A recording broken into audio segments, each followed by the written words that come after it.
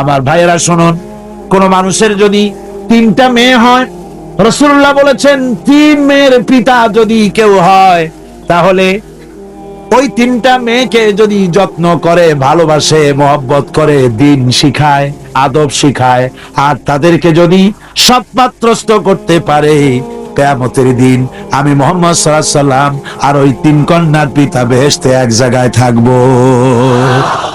ছেলের ব্যাপারে কিন্তু কথা বলা হয়নি, কথা বলা হয়েছে কাদের ব্যাপারে?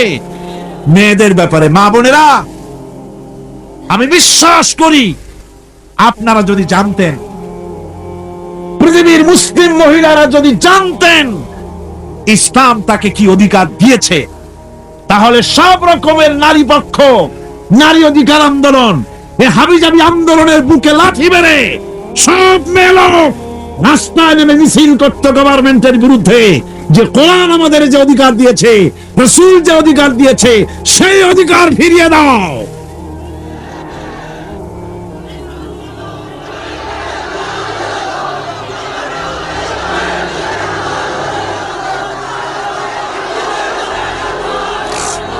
আমার বন্ধুগণ, রাসূলুল্লাহ বলেছেন, ভালো করে শুনেন, রাসূলুল্লাহ বলেছেন মেয়েদেরকে গালি দিও না। অনেক লোক আছে মেয়েদেরকে গালি দেয়, কন্যাকে গালি দেয়। হুজুর বলেছেন মেয়েদের গালি দিও না, কারণ আমি মুহাম্মদ সাল্লাল্লাহু আলাইহি সাল্লাম মেয়েদের পিতা, আমি মেয়েদের পিতা। সুবহানাল্লাহ, সুবহানাল্লাহ। ভাইরা, হুজুরের বেঁচে ছিল কারা, ছেলেরা না মেয়েরা? কোন আপনারা কারা বেঁচে ছিল? সব ছেলেরা মারা গেছিলেন, ঠিক না? একটা হাদিস আপনি আমাকে দেখাতে পারবেন না, এমন একটা হাদিস নাই ছেলেরা মরে যাওয়ার পর হুজুর দুঃখ করে একদিন মুনাজাত করেছেন, আল্লাহ সব ছেলেগুলো নিয়ে গেল, আমার একটা ছেলে দাও। একটা হাদিস নাই, একদিনের জন্য রাসূলুল্লাহ দোয়া করেন না। মেয়েতেই সন্তুষ্ট ছিল।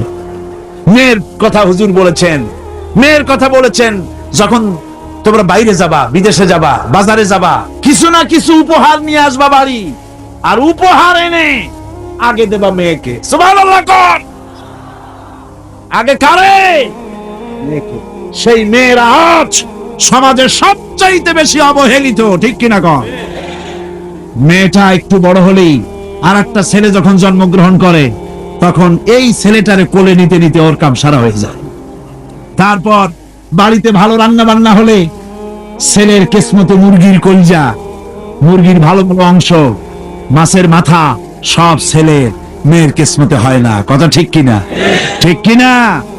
এরপরে যদি রোগ হয়, মেয়ের অসুখ হয়েছে, ধৈর্য ধরতে তাকে নসিহত করা হয়, আর ছেলের অসুখ হওয়ার সাথে সাথে ডাক্তার 15টা বাড়িতে চলে আসে, ঠিক কিনা? এই বৈষম্য ইসলাম করেনি, আপনারা করেছেন, সমাজ করেছে। এই বৈষম্য ইসলাম করেনি। আমার বন্ধুগণ, মেয়েদের মর্যাদা কত বেশি, আল্লাহ রাসূল কত মর্যাদা দিয়েছেন নারীকে, মেয়েদেরকে কত মর্যাদা দিলেন। এই মেয়ে, তার কিসমতে বাড়িতে এই অবস্থা হলো। তারপরে যখন বড় হলো, বিবাহ দেওয়ার সময় বাপে করলো কি? বাপ বিবাহের সময় মেয়েকে একটা পালঙ্ক দিল, সোফা সেট দিল, কাপড় চোপড় দিল, সোনা দানা দিল, বাস বাসানির মতো একটা আসসালামু আলাইকুম দিয়ে দিল, যাও। জমির ভাগ দিল না, বাড়ির ভাগ দিল না, ব্যবসার ভাগ দিল না, জমি বাড়ি টাকা পয়সা সবকিছু ছেলেদের নামে লিখে দিল। মেয়েটাকে জনমের মতো ব্যবসার টাকা দিয়া, বাড়ি দিয়া বঞ্চিত করে দিল, ঠিক কিনা কর? ঠিক কিনা? এরপরে হাজী শাহ মক্কা শরীফ গেছে, মায়েরে ঠগাইছে, জন্মের ঠগান। মক্কা শরীফ থেকে হজ করে আসা 15 হাত লম্বা জামা একটা গায়ে দিয়ে আসছে। এরপরে মক্কা শরীফের জায়নামাজের উপরে সেজদা দিয়া মুনাজাত করে কয়, আল্লাহ আমি যেন দোজখে না যাই, আমারে বেহেশত দিও। ফেরেশতারা কয়, পাজি তুই মর আগে জন্মের বেহেশত করে খাওয়াই দেব। মেয়েরে ঠকাইছিস, বোনের ঠকাইছিস, ফুপুকে ঠকাইছিস, বেহেশত এত সোজা তোর মামু বাড়ি? মেয়েকে ঠকানো যাবে না। ছেলের যে অধিকার আছে, মেয়েরও সে অধিকার আছে। এই অধিকারের কথা কোরআনে বলা আছে নাই? চিল্লায় বলেন নাই? আছে।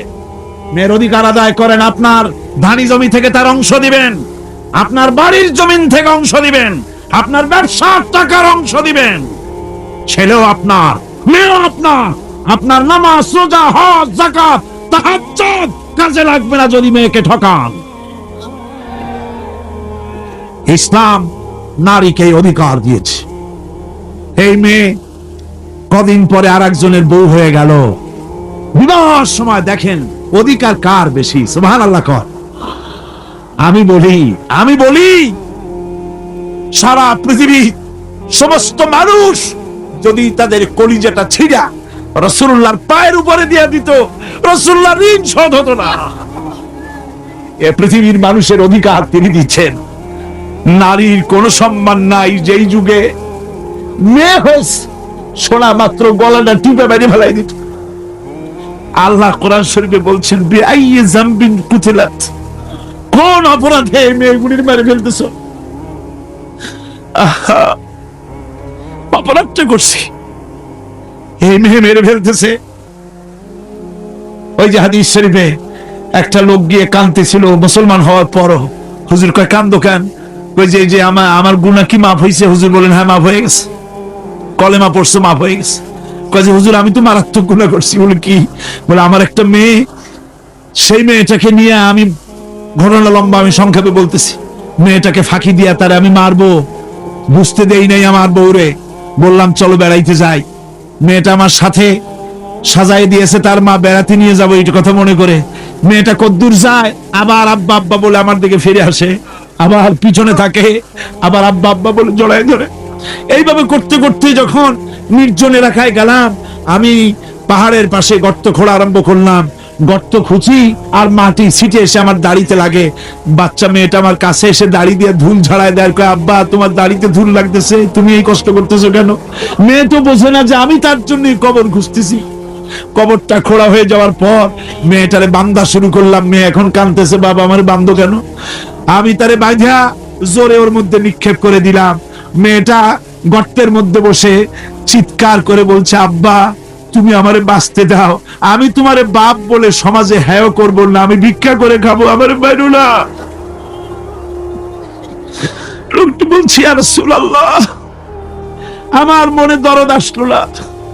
আমি একটা পাথর উঁচু করে আমার মেয়ের বুক লক্ষ্য করে জোরে মেরে দিলাম। বুকটা ফেটে রক্ত ফিনকি দিয়ে উঠলো, আর মেয়ের বুক থেকে আওয়াজ বেরোলো, আব্বা। আমার কানে যেন এখনো সেই আওয়াজ বাজে। হাদিস শরীফে এসেছে হুজুরের চোখের পানি দাড়ি ভিজে ভিজে জামার উপরে পড়তেছিল। হুজুর বললেন, আহারে মানুষও পারে এইরকম কাম করতে।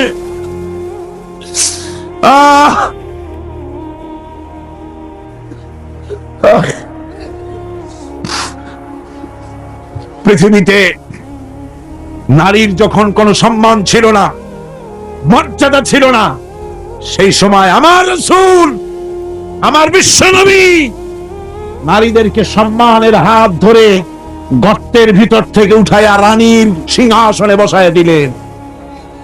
সুবহানাল্লাহ, মায়ের মর্যাদা দিয়ে দিলেন। সুবহানাল্লাহ, নারীরা আমাদের মায়ের জাত। নারীরা আমার কি এর জাত? মায়ের জাত। আমার মা বোনেরা, তোমাদের সম্মান কত তোমরা জানো না। আমরা পুরুষ, আমাদের পায়ের তলে জুতা, আর তোমরা আমাদের মায়ের জাত। তোমরা নারী, তোমাদের পায়ের তলে আল্লাহর জান্নাত, আল্লাহর ব্যস্ততা তোমাদের পায়ের তলে। এই সম্মান আল্লাহ তোমাদের দিয়েছে, নবী দিয়েছেন। সুবহানাল্লাহ কর।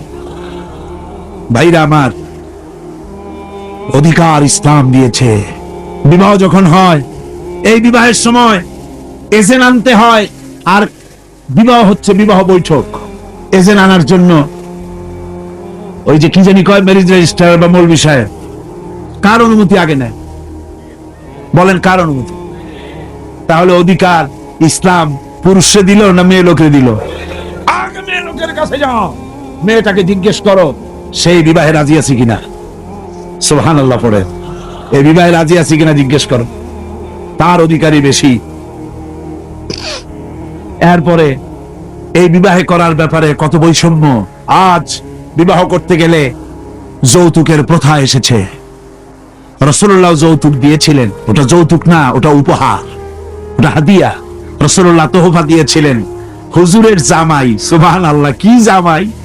এক জামাই তো জিন্নুর আইন, যাকে ফেরেশতারা পর্যন্ত লজ্জা করতে জানে দেখে, হযরত উসমান রাদিয়াল্লাহু তাআলা আনহু। আরেকজন হযরত আলী কাররামাল্লাহু ওয়াজহাহু। হযরত আলী, যার সম্পর্কে রাসূল পাক সাল্লাল্লাহু আলাইহি ওয়াসাল্লাম যাকে কত সম্মান দিয়েছেন, কত মর্যাদা দিয়েছেন, এই হলো হযরত আলী হুজুরের জামাই। আনা মাদিনাতুল ইলম ওয়া আলিউম বাবুহা। আমি হলাম জ্ঞানের রাজ্য, আর আলী হলো সেই রাজ্যে প্রবেশের দরজা। সুবহানাল্লাহ। ভাইরা, এই হলো জামাই। আর মেয়ে খাতুনে জান্নাত, বিনতে রাসূল, বেহেশতের সমস্ত রমণীদের সরদারিনী মা ফাতিমাতুজ জাহরা রাদিয়াল্লাহু তাআলা আনহা। কি উপহার দিলেন বিয়েতে রাসূল! এই মেয়ে আর এই জামাই। উপহার হলো খেজুরের ছোবড়ার একটা তোশক, পানি উঠাবার জন্য একটা মশক, আর আটা পেশা একটা জাতকা। এই হলো নবীর মেয়ে আর জামাইয়ের জন্য উপহার। আজ সমাজের ভেতরে যৌতুক সৃষ্টি হয়েছে। এই যৌতুক নিতেছে মুসলমানেরা। কন্যা পক্ষের কাছ থেকে দাবি করে যৌতুক আদায় করা হচ্ছে, ঠিক কিনা কর? যৌতুক দিতে হবে, যৌতুক দিতে হবে। কি দিবা? পাজেরো জিপ লেটেস্ট মডেল, 10 লক্ষ টাকার ক্যাশ, গুলশানে অফিস, মঙ্গল গ্রহে বাড়ি। মানে মেয়ে জন্ম দিয়া বাপ এমন বিপদে পড়েছে যেন তওবা করা দরকার, আল্লাহ আমারে মাইয়া দিও না। ঠিক কিনা কর? সমাজের অভিশাপ, হারাম। আপনি মেয়ে বিয়ে দেওয়ার সময়, ছেলে বিয়ে দেওয়ার সময় কন্যা পক্ষের কাছ থেকে ডিমান্ড করতে পারবেন না। যদি বর কন্যা পক্ষ ইচ্ছে করে কিছু দেয়, দেওয়া সুন্নত, নেওয়া সুন্নত, কিন্তু দাবি করতে পারবেন না। দাবি করে যদি নেন, শুকরের মাংস খাওয়া কি বলেন নাকি? কুত্তার পায়খানা খাওয়া কি? আর যারা জবাব দিলেন না তাদের জন্য কি মোবা? কুত্তার পায়খানা খাওয়া কি? সুতরাং মেয়ে বিয়ে, ছেলে বিয়ে দেওয়ার সময় কন্যা পক্ষের কাছ থেকে যৌতুক আদায়ের নামে দাবি করে কোনো কিছু শুয়ারের মাংসের মতো, কুত্তার পায়খানার মতো এসব জিনিস আপনারা কি দাবি করে আদায় করবেন?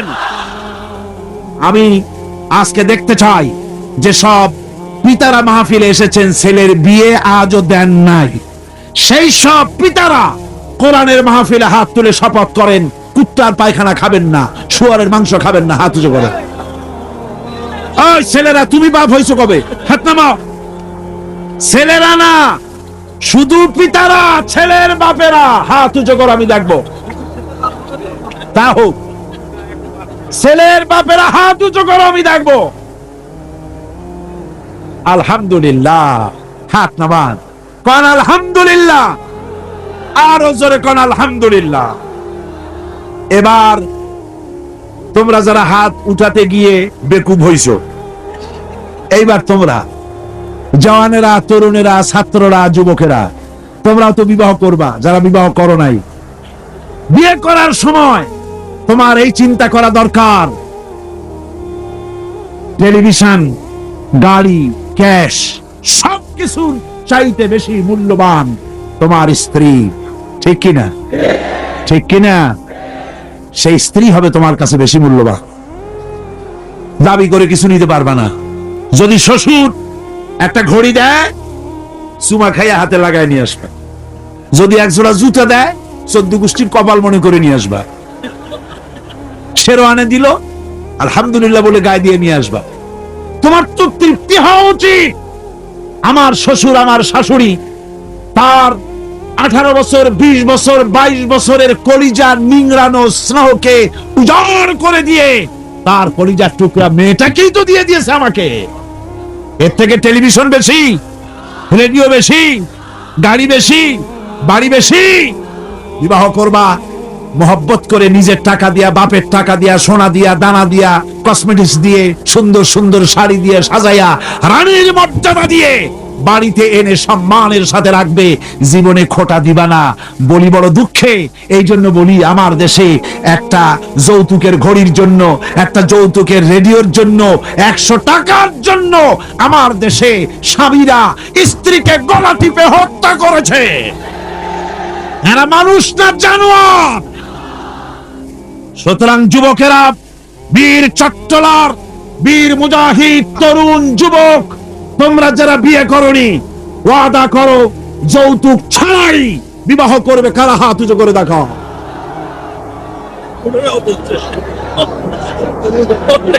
বুড়ারা হাত তুললে তো মনে হয় না আবার বিয়ে করতে চায়।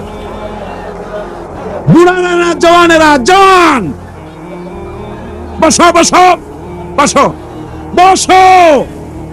আলহামদুলিল্লাহ, জোরে কোন আলহামদুলিল্লাহ, আরো জোরে কোন আলহামদুলিল্লাহ। আমি তো দাঁড়াইতে বলি নাই, আমি তো দাঁড়াতে বলি নাই। ভাইরা দাঁড়ালেন কেন? বলছি দোয়া কবুলের রাত, দোয়া করিয়া যান। বসেন, কেউ দাঁড়িয়ে থাকেন না, সবাই বসেন। আর জোরে সরে একটুখানি দরুদ শরীফ পড়েন। সালাতুনিয়া রাসূলুল্লাহ আলাইকুম, সালামুনিয়া হাবিবাল্লাহ আলাইকুম। মোহব্বত দিয়া কোন সালাতুনিয়া।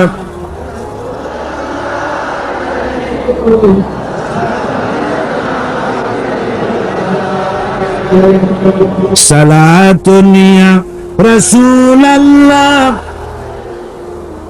সালামুনিয়া হাবিবাল্লাহ আলাইকুম। ভাইরা আমার, আমি খুব খুশি হয়েছি, আল্লাহ খুশি হয়েছে। কোন আলহামদুলিল্লাহ। আজকের মাহফিল সার্থক। আপনারা বিশ্বাস করেন, আগামী জাতীয় নির্বাচনে যে পার্লামেন্ট তৈরি হবে, সেই পার্লামেন্ট যদি কোরআনের পার্লামেন্ট হয়, তাহলে যৌতুক বিরোধী বিল পাশ করে যৌতুক প্রথার উপরে ঝাঁটা মেরে বঙ্গোপসাগরে আমরা নিক্ষেপ করব ইনশাআল্লাহ।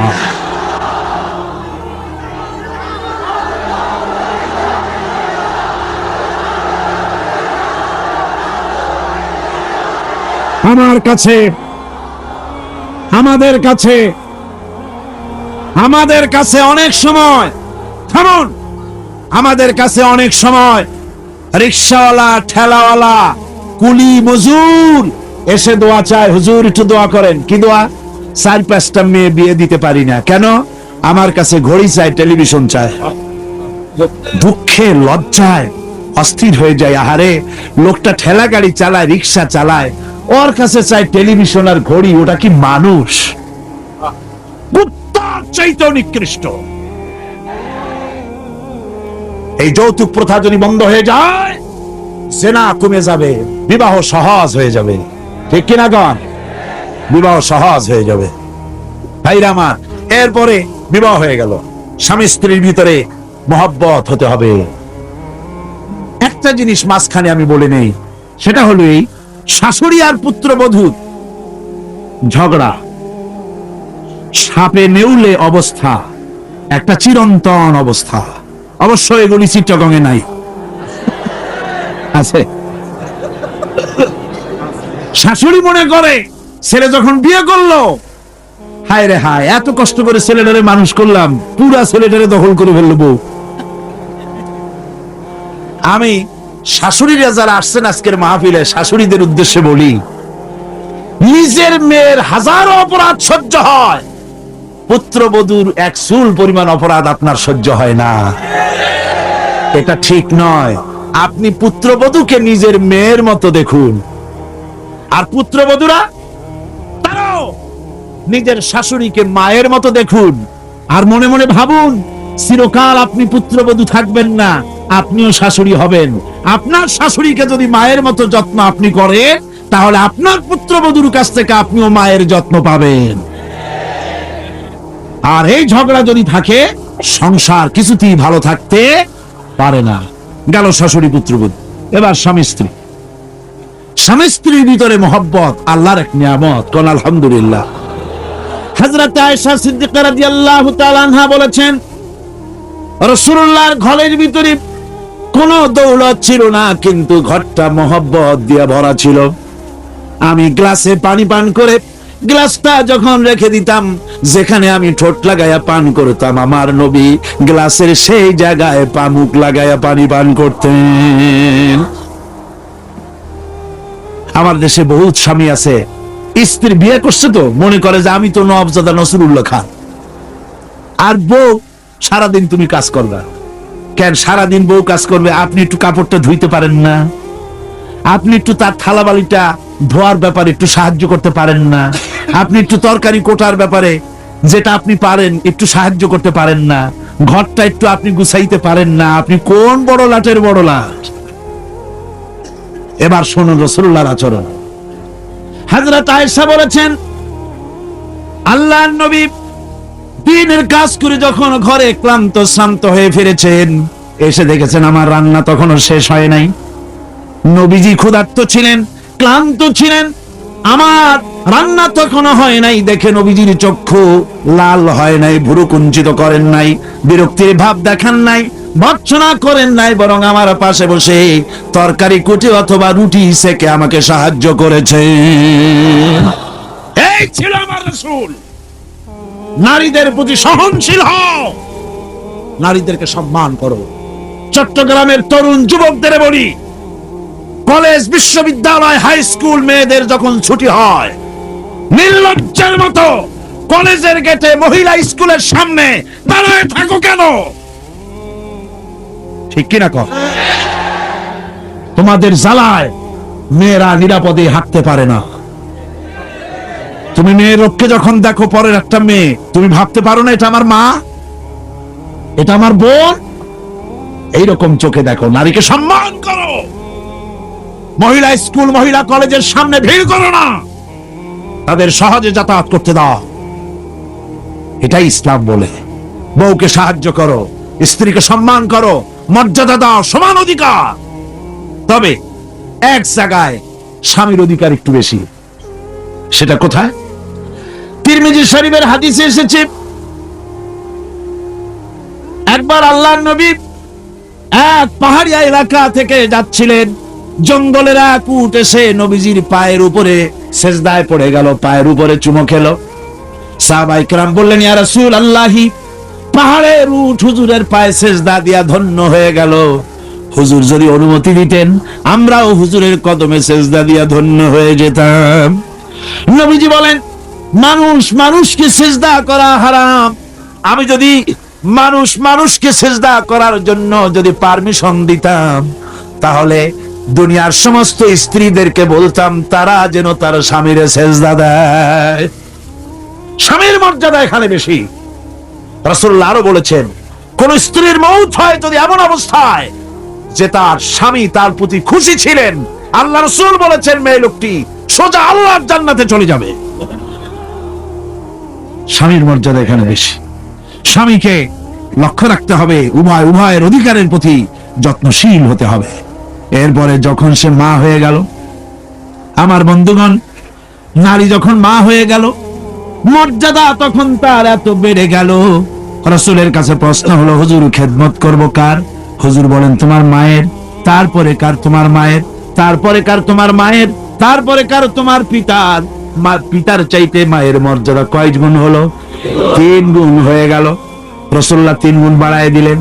সুতরাং আমি বলি আপনাদেরকে, মা আপনার বড় পীর, বাপ আপনার বড় পীর, কোনোদিন ভুলে যাবেন না। কথাটা বারবার বলি আমি, যত জায়গায় মাহফিলে যাই। আমি, ওলামারা সবাই বলেন, আমিও বলি, সব জায়গায় মানুষকে স্মরণ করায় দেই, আপনার কাছে আপনার মা বাপের চাইতে বড় পীর আর নাই। কারণ পীর সাহেবের দোয়া যতই আপনি ওলিয়ে কামেল বলেন, যতই হুজুর কেবলা বলেন, তার দোয়া কবুল আপনার জন্য হতেও পারে, নাও হতে পারে, 50-50 কথা ঠিক কিনা কন?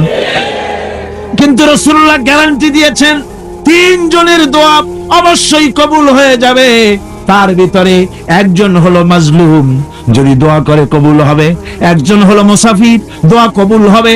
আর একজন হলো মা বাপ, যদি দোয়া করে আল্লাহর দরবারে আল্লাহ রাব্বুল আলামিন অবশ্যই দোয়া মঞ্জুর করে নেবেন। মা বাপের কাছে দোয়া চাও। ভাইরা মনে কিছু করবেন না, আপনি আপনার হুজুর কেবলারে দাওয়াত করিয়া বিরিয়ানি খাওয়াবেন, খুশি করতে পারবেন না, যেহেতু এর আগে উনি আর এক জায়গা দিয়া 4-5 পদের বিরিয়ানি খাইয়ে আসছে। আপনি হুজুরে 5,000 টাকা দিয়ে খুশি করতে পারবেন না, যেহেতু হুজুর আর এক বড় লোকের কাছ থেকে 50,000 টাকা হাদিয়া পাইছে। আপনি একটা শাল দিয়া হুজুরকে খুশি করতে পারবেন না, যেহেতু অনেক দামি শাল হুজুরকে আর একজনে হাদিয়া দিয়েছে, ঠিক কিনা? কিন্তু আপনি যদি আপনার মা কি এই বেদানার দিনে বাজারে বাজারে পথে ঘাটে বেদানা পাওয়া যায়, আঙ্গুর পাওয়া যায়, ভালো ভালো ফল পাওয়া যায়, এগুলো কিনে নিয়ে মায়ের কাছে বসে বেদানা খুঁড়ে, মা কথা বলতে পারে না, বুড়ি হয়ে গেছে, মায়ের কাছে বসে মায়ের মুখে যদি তুলে দেন, আল্লাহর আরশ খুশি হয়ে যাবে, দোয়া মঞ্জুর হয়ে যাবে। হযরত বাইজিদ বুস্তামি ওই ঘটনা কে না জানে, রাতের আধারে পানির জন্য চাইলেন, ছেলে পানি পাইল না, ছোট্ট মানুষ পানি আনতে কোথায় চলে গেল, এসে দেখে মা ঘুমানো, পানি নিয়ে দাঁড়ানো। রাত চলে গেছে, ফজরের পর দেখে ছেলে কাঁপে, হাতে পানি। বাবা তুমি কাঁপো কেন? গ্লাস নিয়ে বলল, মা গভীর রাত্রে পানি চেয়েছিলেন, দিতে পারি নাই, বহু দূর থেকে পানি এনে দেখি ঘুমায় গেছো। তা তুমি ঘুমাও নাই কেন? ঘুমাইলাম না মা, আবার যদি পানি চান সময় মতো যদি দিতে না পারি আপনার কষ্ট হবে, সেই জন্য পানি নিয়ে আমি দাঁড়ায় আছি। বাইজিদের মা বাইজিদের হাতের থেকে পানি নিয়ে পান করে, কম্বলটা গায়ে দিয়া বাচ্চারে শোয়ায় দিয়া উযু করে ফজরের নামাজ পড়ে সেজদায় গিয়া মায়ের চোখের থেকে পানি পড়ছে। মা বলে, রব্বুল আলামিন, আমি বাইজিদের মা, আমি যতই গুনাহগার হই না কেন, মায়ের দোয়া বাচ্চার জন্য কবুল হয় বলে তোমার হাবিব বলেছেন। আমার ছোট্ট বাইজিদ আমার জন্য যা করেছে, আমার কলিজা ঠান্ডা হয়ে গেছে। রব্বুল আলামিন, তুমি আমার বাইজিদকে সুলতানুল আরিফিন বানাইয়া দাও। দোয়া মঞ্জুর। সুবহানাল্লাহ। ভাইয়া খবরদার ভুল করবেন না, আপনার সবচাইতে বড় পীর আপনার মা বাপ। সবচাইতে বড় পীর কে? আমি এবার আমার বোনেদের ব্যাপারে শেষ কথা বলবো। ইসলাম আপনাকে অধিকার দিয়েছে লেখাপড়া করার, প্রশাসনিক দায়িত্বশীল হওয়ার অধিকার আছে, আর্মিতে যাওয়ার অধিকার আছে, সব অধিকার আছে পুরুষের। যত অধিকার ইসলামী রাষ্ট্রে আপনার তত অধিকার, কোনোটা খাটো নাই, তবে ক্ষেত্র ভিন্ন, পর্দার সাথে থাকতে হবে। রাসূলুল্লাহ আল্লাহ পাক বলেছেন, এমন একটা চাদর পরো যেই চাদরটা পরলে মাথাটা গলাটা বুকটা ঢেকে যায়, এমন চাদর পরো। ব্যাংকে চাকরি করা যাবে, অফিসে চাকরি করা যাবে, কলেজে বিশ্ববিদ্যালয়ে চাকরি করা যাবে, ব্যবসা করা যাবে, সব করা যাবে, তবে পর্দার ভিতরে থেকে। বেপর্দা হলে পরে জাহান্নামে যাওয়া লাগবে। জোরে কর নাউজুবিল্লাহ। পর্দার সাথে আপনাদের থাকতে হবে। আমার মা বোনেরা, চাদর পরেন, বোরখা পরেন, বোরখার চাদর ছেড়ে দিয়েন না। দেখবেন একটা জিনিস লক্ষ্য করেন, বোরখা নাই, মাথার চুল টুল ছেড়ে দিয়ে লিপস্টিক লাগাইয়া মেকআপ পরে, তারপরে যদি কোনো দোকানে যান মার্কেটিং করতে, সেলসম্যান দেখেই কবে, আপা আসেন আসেন, ভাবি সাহেব আসেন। আর যদি একটা বোরখা পরে যান, বলবে খালাম্মা বসেন। একটা অজানা একটা পুরুষ আপনারা আপা কইলো, ভাবি কইলো, এতে মজা না আপনাকে খালাম্মা বলে সম্মান করলো? সম্মান কোনটায়? সুতরাং বোরখা পরেন, চাদর পরেন। ইসলাম আপনাকে যে বোরখা পড়তে বলেছে, চাদর পড়তে বলেছে, আপনার সম্মানের জন্য, আপনার মর্যাদার জন্য। মা বোনদের ব্যাপারে সর্বশেষ কথা, অনেকের বাড়িতে চাকর চাকরানি থাকে, কাজের মেয়েরা থাকে, কাজের ছেলেরা থাকে, থাকে না? থাকে না? অনেক বাড়িতে কাজের মেয়ে লোক, কাজের লোক থাকে, কিন্তু গৃহকর্ত্রী এই কাজের লোকগুলির উপরে, চাকর চাকরানির উপরে এত জুলুম করে যে জুলুম মধ্যযুগেও ছিল না। ঠিক কিনা? কোথায় কোথায় মারধর করে, নিজেরা যা খায় তার থেকে নিম্নমানের খাবার দেয়। ভালো শোবার পায় না, ভালো খাবার পায় না, আর মার তো আছে। আমার মা বোনেরা, তিরমিজি শরীফের হাদিস শুনুন। আল্লাহর নবী বলেছেন, শ্রমিকের উপরে, কাজের লোকদের উপরে যে অত্যাচার করবে, অধিকার আদায় করবে না, কিয়ামতের দিন সে আল্লাহর জান্নাতে যেতে পারবে না। আপনি যতই নামাজ রোজা করেন, আল্লাহর দরবারে জান্নাতে যাওয়া যাবে না, যেহেতু আপনি জুলুম করেছেন কাজের লোকদের প্রতি, শ্রমিকদের প্রতি। শ্রমিকের প্রতি জুলুম করা যাবে না। মা বোনদের কথা শেষ। বন্ধুগণ, এখনই মুনাজাত হবে। মুনাজাতের আগে আসুন আমরা তওবা পড়ি। সবাই পড়েন আউযু বিল্লাহি মিনাশ শাইতানির রাজীম। সব ভাই নামাজের কায়দায় বসেন, নামাজের কায়দায় বসুন, আর কিবলামুখী তো হয়েই আছে। আউযু বিল্লাহি মিনাশ শাইতানির রাজীম। বিসমিল্লাহির রহমানির রহিম। আস্তাগফিরুল্লাহ, আস্তাগফিরুল্লাহ, আস্তাগফিরুল্লাহ রাব্বি মিন কুল্লি যামবি ওয়া আতুবু ইলাইহি লা হাওলা ওয়ালা কুওয়াতা ইল্লা বিল্লাহিল আলিয়্যিল আযীম। আয় আল্লাহ তাআলা, আমি আর জীবনে কখনো শরীয়তের ওজর ছাড়া ফরজ নামাজ, ফরজ রোজা ছেড়ে দেব না। সবাই বলেন ইয়া আল্লাহ। এই মুহূর্ত থেকে মদ, জুয়া, মিথ্যা, সুদ, ঘুষ, জেনা, অশ্লীলতা, পাপাচার, মিথ্যা, অহংকার, সব রকমের কাবায়ের থেকে তোমার কাছে তওবা করতেছি। তওবা ইয়া রব্বি, তওবা ইয়া রব্বি, তওবা ইয়া আল্লাহ, তওবা ইয়া আল্লাহ, তওবা ইয়া আল্লাহ। লা ইলাহা ইল্লাল্লাহু মুহাম্মাদুর রাসূলুল্লাহ। আশহাদু আল লা ইলাহা ইল্লাল্লাহু ওয়াহদাহু লা শারীকা লাহু ওয়া আশহাদু আন্না মুহাম্মাদান আবদুহু ওয়া রাসূলুহু।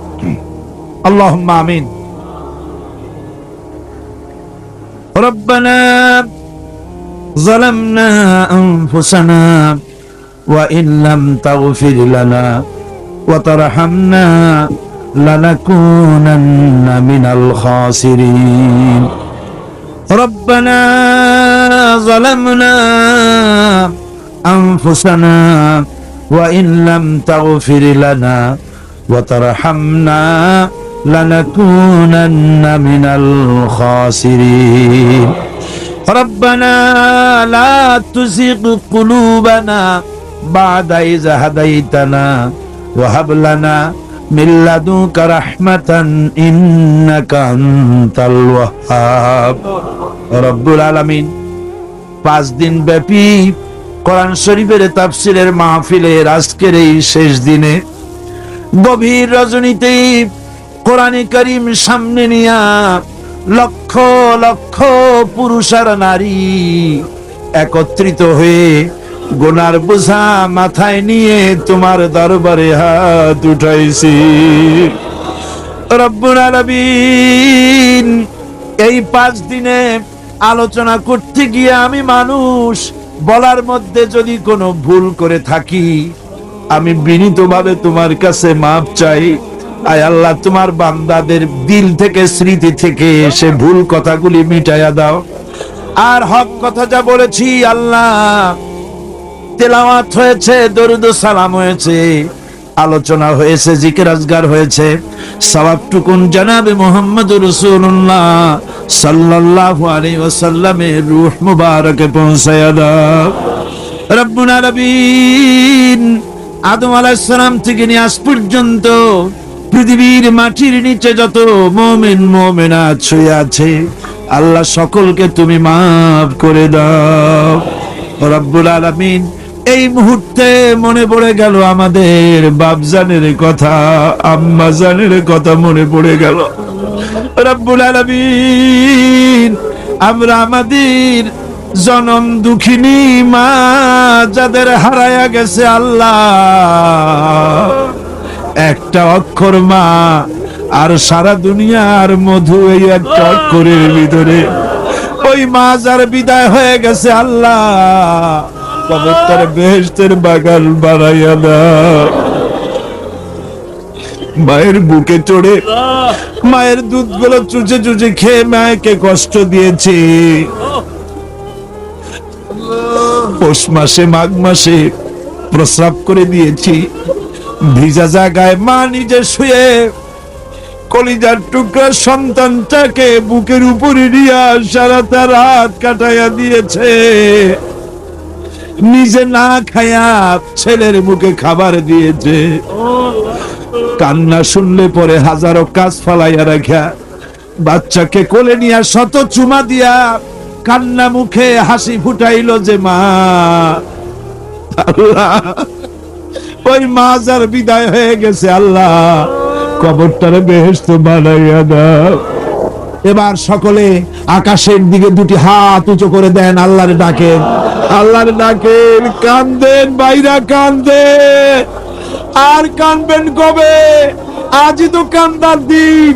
দুটি হাত আকাশের দিকে তুলে বলেন, ইয়া আল্লাহ, আমাদের স্ত্রীদেরকে হেদায়েত করে দাও, তাদের পর্দা নসিনা বানাও, তাদেরকে মুত্তাকি বানাও। আল্লাহ, তাদের উপরে রহমত করো, তাদের রোগ ব্যাধি ভালো করো। আল্লাহ, আমাদের ছেলে মেয়ে যা দান করেছো সবগুলিকে দিনদার বানাও, নামাজি বানাও। আমাদের ছেলে মেয়েগুলিকে নামাজি বানাও, নামাজি বানাও। আমাদের ছেলে মেয়ের নামাজ দেখা, তাদের দিনদারি দেখে আমাদের চক্ষু যেন ঠান্ডা হয়। আল্লাহ, এইরকম ছেলে তোমার কাছে চাই। আল্লাহ, আল্লাহ, আজকের দোয়া ফিরাইয়া দিও না বাবু। আমরা এই বিশ্বাস নিয়ে হাত নামাচ্ছি, যা বলছি সব তুমি কবুল করেছো। রব্বানা তাকাব্বাল মিন্না ইন্নাকা আনতাস সামিউল আলিম ওয়া তুব আলাইনা ইন্নাকা আনতাত তাওয়াবুর রহিম। সুবহান রাব্বিকা রাব্বিল ইজ্জাতি আম্মা ইয়াসিফুন ওয়া সালামুন আলাল মুরসালিন আলহামদুলিল্লাহি রাব্বিল আলামিন। ওয়াজআল আখিরা কালিমাতিনা ইনদাল মাউত লা ইলাহা ইল্লাল্লাহু মুহাম্মাদুর রাসূলুল্লাহ।